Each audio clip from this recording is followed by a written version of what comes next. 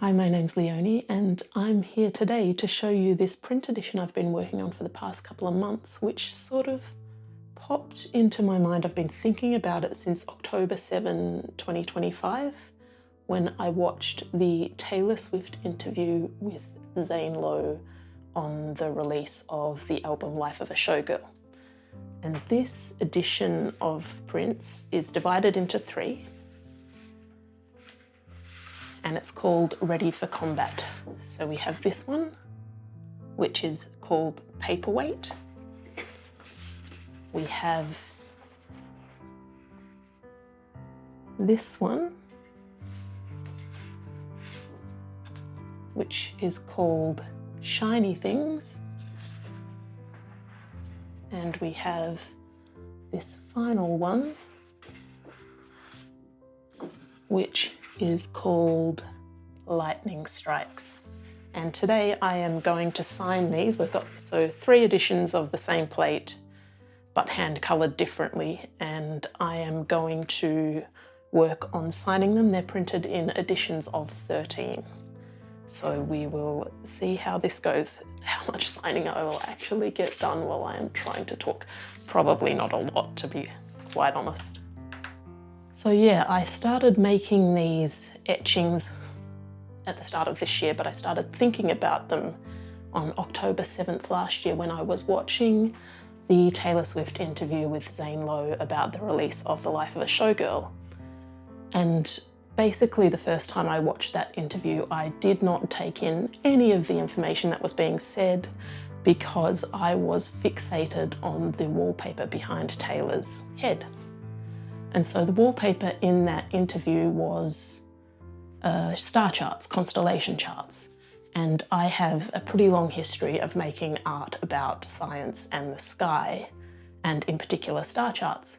And I recognised the spot where Taylor's head was. I recognised as the location for the constellation Serpens, in particular Serpens caput, which is the serpent's head. Now, Serpens is an interesting constellation because it's quite large in the sky, but most of it is empty space. It's the only constellation in the sky that is divided into two parts. So we've got the serpent's head and the serpent's tail, and then all this space in between. And I knew this because back in 2011, when I was studying for my Master of Fine Art, I made an etching plate of the Serpens constellation, and I knew I still had it. I've never editioned this plate because it was part of a larger project at the time called The Stars Are Words, which was a big star atlas book map project. But I never quite knew what to do with this particular plate because it was so weird. There was all this empty space and it looked a little odd. So I went down to my garage and I got it out.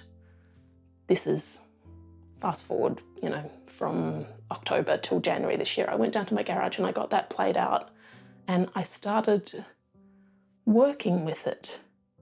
And I realized that in the interview, the spot, so Taylor's head is where the serpent's head would be. And the spot next to Taylor is a door. I've since learned that this is Jimmy Fallon's dressing room for his show. So it was a bit of chance for Taylor to be sitting there, but she could have sat anywhere in that room, and she sat there in front of the serpent's head next to the door, and the door would be the spot where the constellation Ophiuchus would be. So what's interesting about this particular constellation is it runs through the celestial equator, which is why there's this contention that Ophiuchus is the forgotten 13th zodiac sign. Now, I personally do not believe in astrology, but I do love astronomy, and I do think that there's a place for using the stars to help to tell our stories. And if somebody can use the stories that we tell about the stars to help build some meaning in their lives, that's where that kind of thinking becomes useful. Not so much about predicting the future or saying what kind of person you're like, but helping you figure out the answers to problems or stories that you might have in your own life. So across cultures and across time, Ophiuchus has been some kind of serpent-holding god, and it differs from place to place. But for the ancient Greeks, that god was Apollo. So a few little things about Apollo. Apollo was an Olympian deity. He was the god of healing, the god of prophecy, the god of poetry, the god of music, and the god of archery. And while I was thinking about all those things, I thought, what if the song The Archer is telling the story of the god Apollo? Much of the story of Apollo is this story of contrast, of dichotomies and a bit of drama, this gift and this curse. One of the stories that you might know about Apollo is the one about Cassandra. So Cassandra was a Trojan princess and Apollo was in love with her, so he granted her the gift of prophecy, but she didn't want his love, so she refused it, and as retaliation he let her keep the gift of prophecy, but added an addendum to it that nobody would believe her, and that led to the fall of Troy. And in the Iliad, Apollo fought on the side of the Trojans. He struck Patroclus, breaking his armor, leaving him defenseless and able to be killed. And he also guided the arrow from Paris that killed Achilles. Now, our song opens with the line, "Combat. I'm ready for combat." I don't want that, but what if I do? So we've got this claiming to not want conflict, but seeming to always be in it. And I wonder, is there a part of the protagonist in the song that really deep down draws the conflict in? So this song's about a battle, but it's about a battle within one person. Now, it might be a bit cheeky to write a song comparing yourself to a god, but considering the fact that Taylor Swift is arguably one of the most famous people on the planet, I think she can probably get away with it.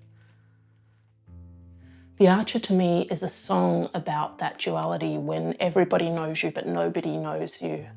And I can't really comprehend that level of fame and the internal struggle to know if somebody new in your life loves you for you or loves you for what you can bring to them or the image that you project.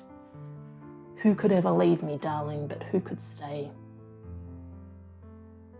There's a line in the second verse of the song that goes, "I cut off my nose just to spite my face, and then I hate my reflection for years and years." And that brings us back to my artwork.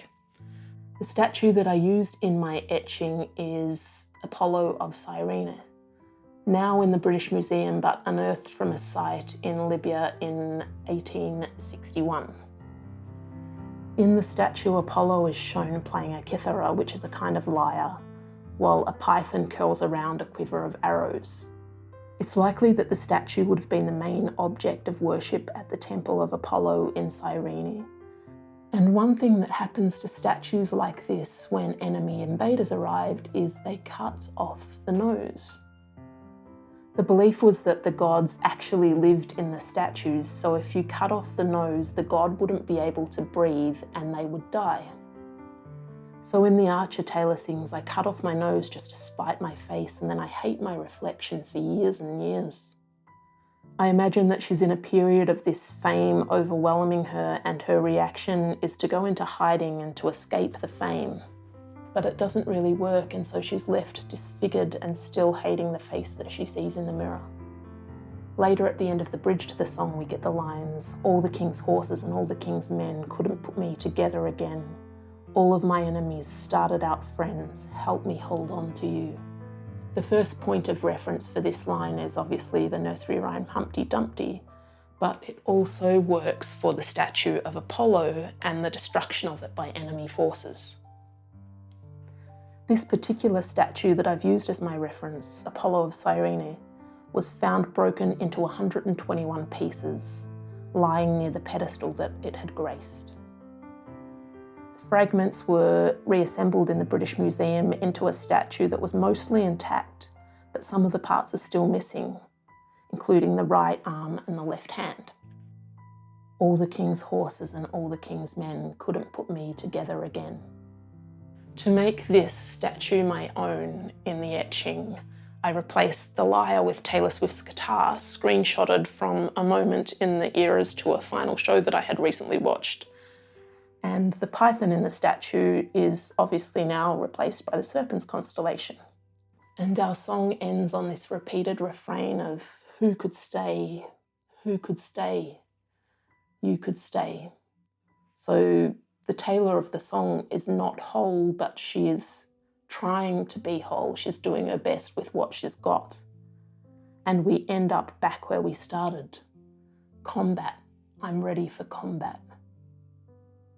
But the meaning of that line has changed from the start of the song. In the beginning, it describes fighting against an enemy, but by the end of the song, it's turned into a promise to fight for the relationship that is described in the song. The protagonist knows that the fight might not be winnable, but she's willing to try. And I think that's kind of at the heart of why we make art. We might not win, we probably won't win, but we do our best to try. Thank you so much for watching. I have absolutely completely forgotten to sign these etchings while I've been working, so I'll go and do that now. If you're new to the idea of printmaking as an art form, you might be wondering, where's the original artwork? Aren't these all just copies of that original artwork? And the answer is no, these are all the original.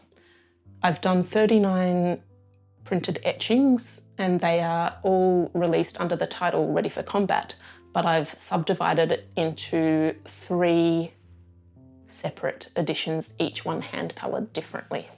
So we've got paperweight, we've got shiny things, and we've got lightning strikes.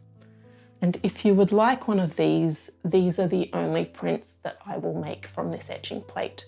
When they're gone, they're gone. I won't be doing a reproduction print of these artworks. So get in while you can and get one.